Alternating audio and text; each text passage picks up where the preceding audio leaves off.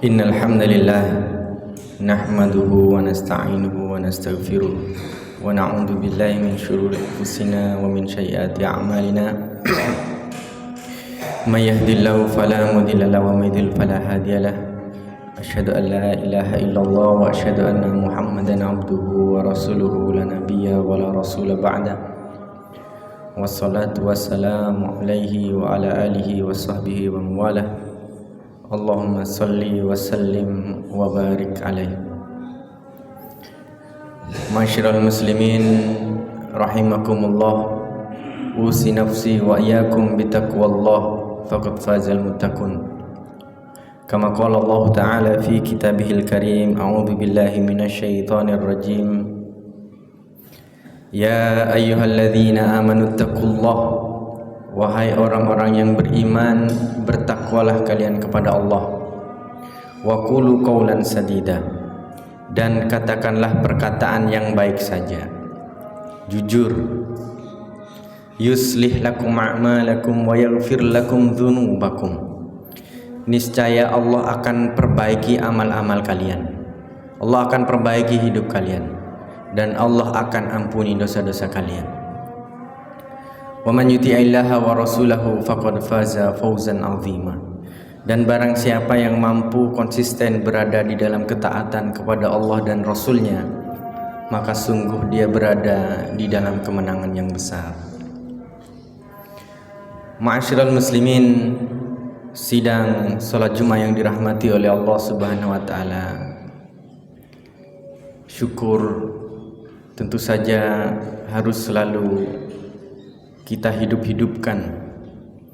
Terutama hari ini Allah masih berikan kesempatan kepada kita untuk bisa menjadi hambanya, untuk bisa merespon panggilan yang mulia, yaitu Aidul Usbu, hari raya pekan, yang kita rayakan setiap pekannya di hari Jumat. Hadirin yang dirahmati oleh Allah Subhanahu wa taala, sungguh masih banyak di antara kita yang kemudian belum bisa merasakan manisnya nikmat memenuhi panggilan ibadah sholat Jumat itu.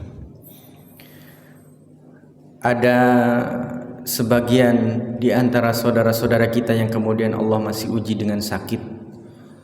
Ada yang juga Allah masih uji dengan perjalanan. Dan juga ada yang Allah masih uji dengan belum diberikannya taufik, kemampuan, dorongan untuk bisa menghadiri panggilannya yang mulia. Seorang laki-laki yang dewasa mengaku sebagai seorang muslim yang beriman kepada Rabb-Nya Allah dan merasa terpanggil dengan ya ayyuhalladzina amanu. Tetapi kemudian karena Allah masih belum memberikan nikmat bisa menghadiri ibadah sholat Jumat itu, kemudian laki-laki dewasa tadi itu yang sebenarnya sudah jatuh hukum untuk wajib menghadiri panggilan ibadah sholat Jumat, ternyata masih tersibukkan dengan kegiatan-kegiatan lain, yang kegiatan-kegiatan itu kemudian menjelma dalam pikirannya seakan-akan itu adalah kegiatan yang lebih penting dibandingkan panggilan Rabb-Nya Allah. Ada mereka yang kemudian masih tersibukkan dengan hobi-hobinya. Burungkah, ayam jagokah, burung darakah, sepeda motorkah, akikkah, atau segala macam kegiatan-kegiatan yang lain.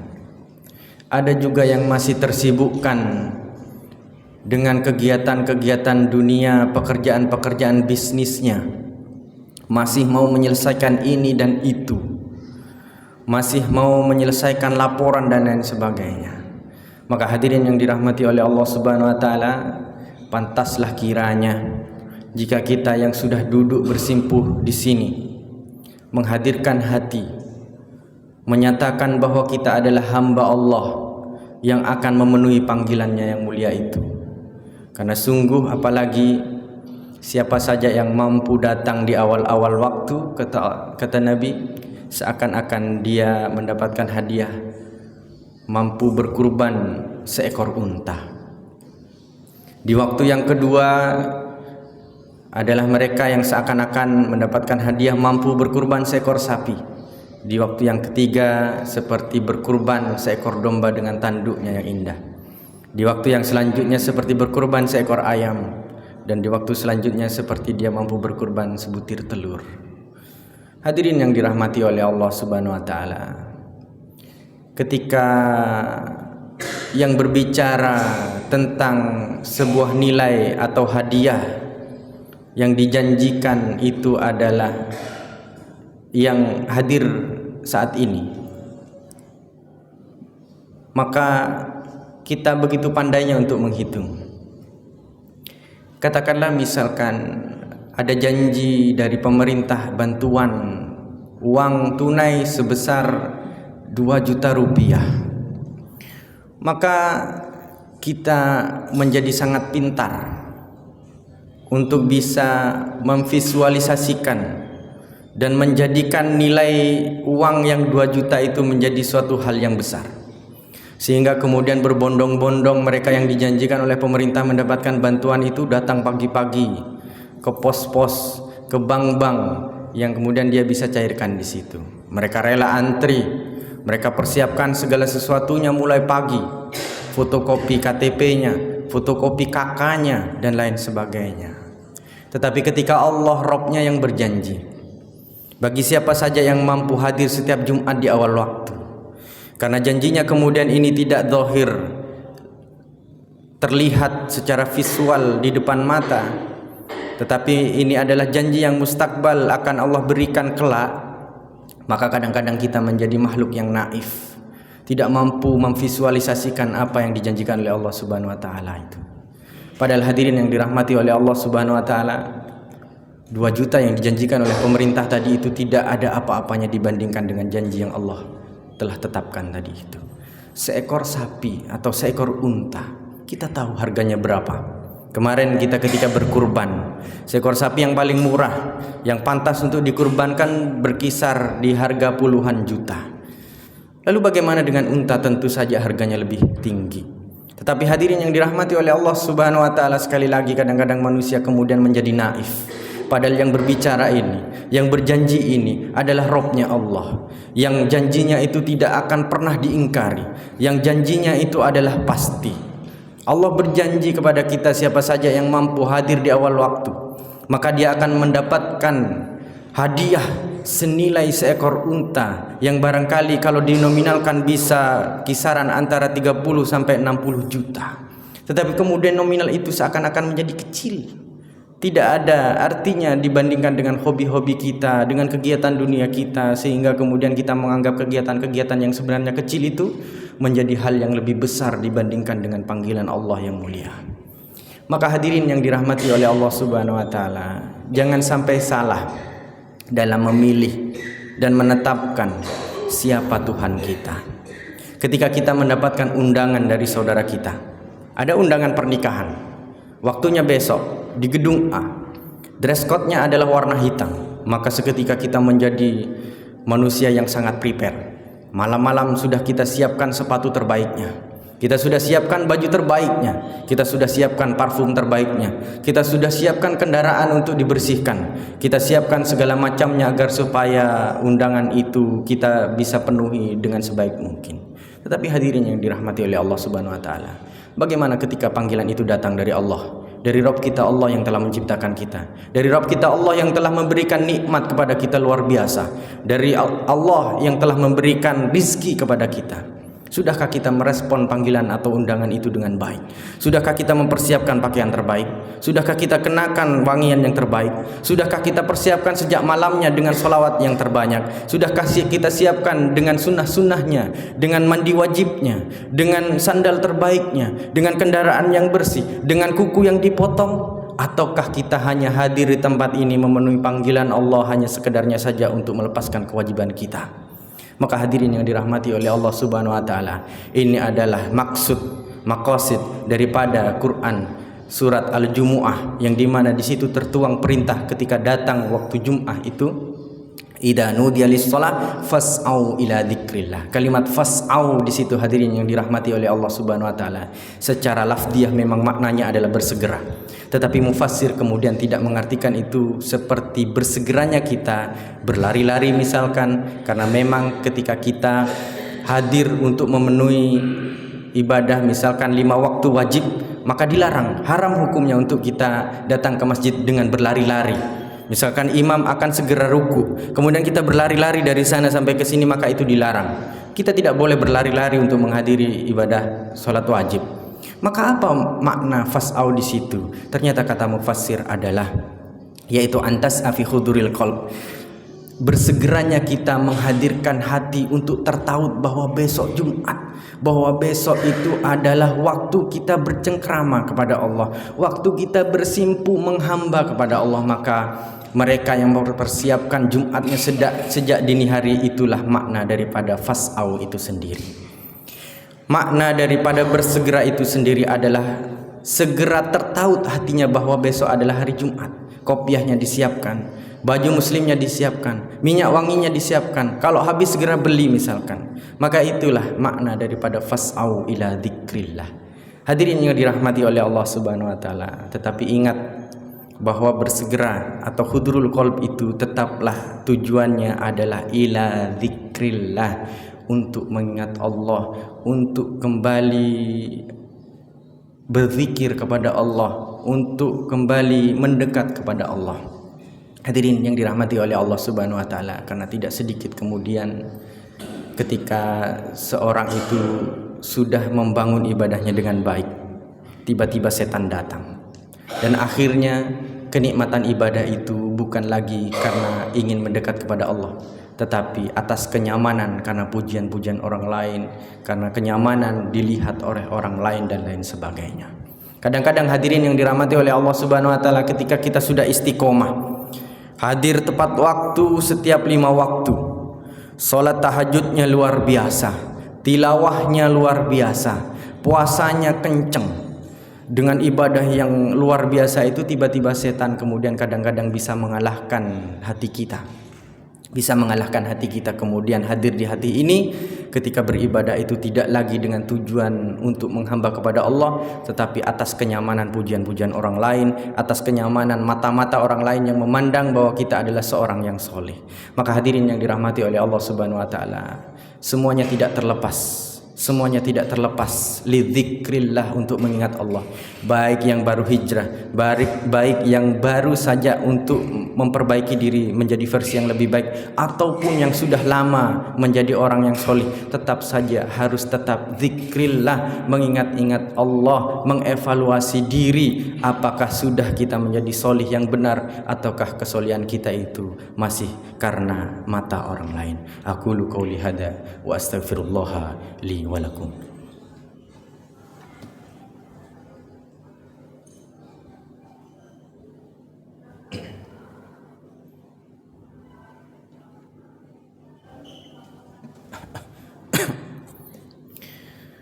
Alhamdulillah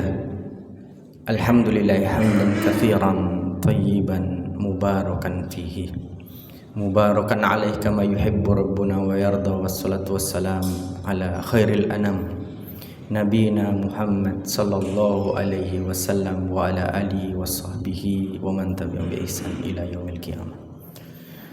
Masyiral muslimin, sidang salat Jumat yang dirahmati oleh Allah Subhanahu wa taala.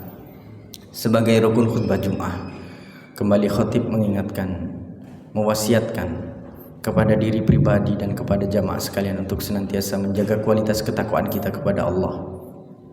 Ya ayyuhalladzina amanu taqullah, wahai orang-orang yang beriman, bertakwalah kalian kepada Allah.